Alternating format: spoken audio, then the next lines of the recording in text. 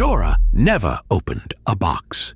There was no box, and the thing she let loose may not have been her fault at all. That sentence breaks 3 things you were taught about the most famous woman in Greek myth, and every one of those breaks is in the actual ancient record. The box is a mistranslation. The blame is a choice the storyteller made. And the strangest part, what stayed behind when everything else escaped, is something scholars still argue about today. So here is the honest story, marked line by line, source by source. Start with the word, because the word is where the whole legend cracks open. Pandora in Greek means all gifts. Pan, all. Dora, gifts. And there are 2 ways to read that name, both of them ancient. She is the one who received every gift from the gods, or she is the gift, the all-giving, handed down to mankind. The name itself is an argument about whether she is a person or a punishment. Hold on to that. Now, the container. Open the oldest surviving source, the Greek poet Hesiod, writing around the 700s before Christ. In his poem, Works and Days, the word he uses is pithos. A pithos is not a box. It is a jar. A huge ceramic storage jar, often as tall as a person, the kind the Greeks buried in the earth, to hold wine, grain, and oil, sometimes the dead. This is the vessel at the center of the most famous myth in the world, and for over 2,000 years, almost nobody pictured it correctly. And it matters more than it sounds. A box is a thing you place on a table. A pithos is a thing you can fall into, a thing big enough to bury a body in, a thing the Greeks associated with the storehouse and the grave. The whole emotional weight of the image shifts when you trade a trinket for a tomb-sized vessel. The myth was never about a woman peeking into a jewelry case. It was about something vast being unsealed. So where did the box come from? It came from a single scholar. 15 centuries later, around the 1500s after Christ, the Dutch humanist Erasmus translated Hesiod's story into Latin. And somewhere in that work, pithos, the jar, became pyxis, the Latin word for a small box. The 2 words even look like cousins on the page, and that resemblance may be exactly what tripped him.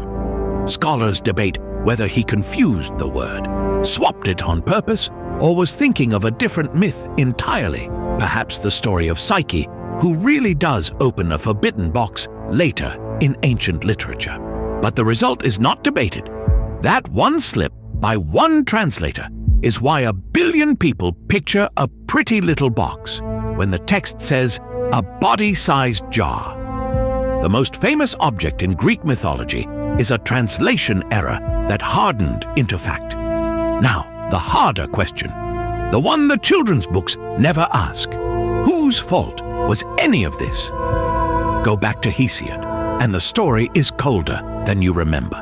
Pandora is not curious. Pandora is a weapon. The Titan Prometheus has stolen fire from the gods and given it to mankind.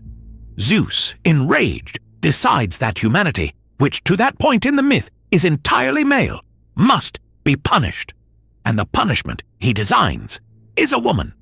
The gods build her together. Hephaestus shapes her from earth and water. Athena dresses her. Aphrodite pours grace over her. Hermes puts in her, and these are close to Hesiod's own words, lies and crafty words and a deceitful nature. She is made deliberately as a beautiful disaster, a gift you cannot refuse, hiding a curse you cannot survive. Read that again, because it changes everything. In the oldest version, Pandora does not steal the jar, or find it, or sneak it open. She is handed to mankind already carrying it, by gods who know exactly what is inside. She is not the criminal. She is the delivery. Here is what we should not do. Claim Pandora was simply innocent, a pure victim with no agency. That flattens the text just as badly as blaming her does. In Hesiod, she does open the jar. The act is hers. But the trap, the design, the cruelty, all of that was built by the gods before she drew her first breath. The honest reading is the uncomfortable one. The first woman in this myth was created as a punishment for men by male gods, and then blamed for the suffering they engineered. There is one more detail people forget, and it sits in Hesiod's other poem, the Theogony, the great family tree of the gods. There, the same poet who gives us the jar also frames the first woman as the origin of a deadly race, a beautiful evil set among mortal men. Two poems, one author, one consistent and frankly brutal idea. The first woman was not an accident or a temptation that wandered in. She was commissioned, designed to specification, a punishment with a face. And what was in the jar, Hesiod tells us? Toil and sickness and 10,000 sorrows. Diseases that walk among men silently, by day and by night, because Zeus took their voices away. The lid lifts, the evils scatter across the world, and they never go back in. That much the source is clear on, but one thing does not escape. And this is where 2,500 years of argument begin. At the very bottom of the jar, Hesiod says, one thing remained, trapped under the rim before it could fly out. Its name was Elpis, hope. And here the text goes quiet in a way that has tormented readers ever since, because Hesiod does not tell us what it means. He simply says, hope stayed in the jar, under the lip, and did not fly out. He moves on. And for 25 centuries, scholars have split into two camps, and neither can prove the other wrong. The first reading is the comforting one, the one you were taught when every evil flew out to plague mankind. Hope alone stayed with us, a final gift, a mercy at the bottom of all that pain. Whatever the world throws at us, we still have hope. But look at the picture again, and the second reading turns it inside out. Everything in that jar was an evil, released to torment humanity. So what is hope doing in there with them? And if the jar is sealed and hope is trapped inside, under the lid, then hope did not stay with us. Hope was withheld, locked away from mankind, along with the one thing that might have made the evils bearable. In this reading, the cruelest part of Zeus's punishment is not the diseases. It is that he let us keep the idea of hope while denying us the thing itself. Scholars genuinely disagree. Is Elpis a blessing kept safe, or a torment kept from us? Does remaining in the jar mean hope is preserved for us, or sealed away from us? The Greek is ambiguous enough that brilliant people have spent their careers on that single sentence and reached opposite conclusions. We are not going to pretend to settle it. The honest answer is that the most hopeful line in Western mythology might be its darkest, and the text itself will not tell us which.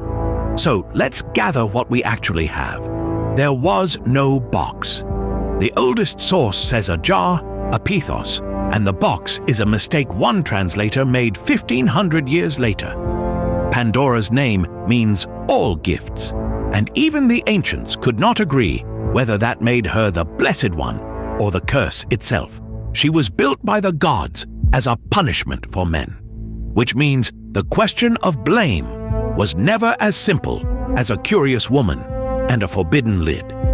And the one thing left inside, hope, has divided scholars for over 2,000 years, because no one can say for certain whether it was saved for us or stolen from us.